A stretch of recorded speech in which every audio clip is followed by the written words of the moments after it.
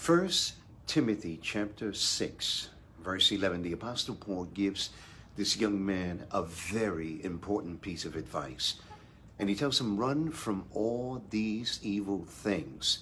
Now, the question that I want to ask you is, do you have an emergency plan for getting away when you are tempted? If you don't, it is very important that you implement this into your life. Do you have preventive strategies to help you stay away from your biggest temptations? I don't need to tell you what they are. You know, because you struggle with them every day. If you don't have those things, you need them not now, but you needed them yesterday. It is a very important part of your spiritual life. First, your emergency plan. When you find yourself tempted, you need a panic button in your life, an emergency plan. Now, the Bible is clear about what that emergency plan is. And the Bible simply tells you to run.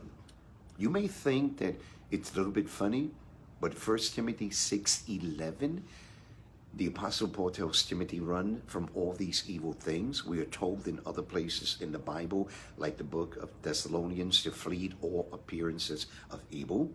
The Bible says you need to move quickly out of any situation that causes you to be tempted. Never, my dear friend, argue with a temptation. You're always going to lose. Emotions are going to take over, and you know that emotions are not always logical.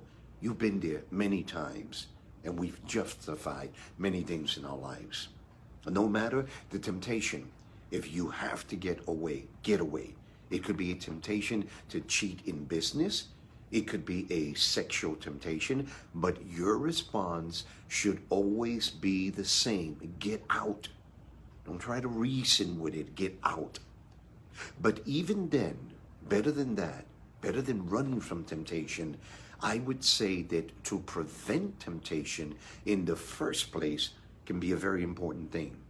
Another way to say that is that if you don't want to get stung by the bees, then don't go near a beehive. If you don't want to get burned, then don't put your finger in the fire. But so many times we play with these things. The same principles apply throughout our lives. If you know, my dear friend, that you get short-tempered with your children when you're tired, then why not develop a preventive strategy? Set an earlier bedtime for your kids, or have some quiet time for everyone at the time of day that's most difficult for you and your family. Get together with your kids, have a moment of prayer, read a story from the Bible.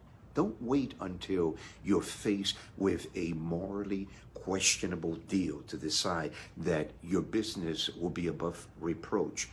Do it while you have the opportunity before it takes place. Build into your business plans of accountability that prevent you from being tempted in the moment. Most people yield to temptation because they don't have anyone that they feel that they are accountable to. Find someone. Take time today to develop preventive strategies for temptation.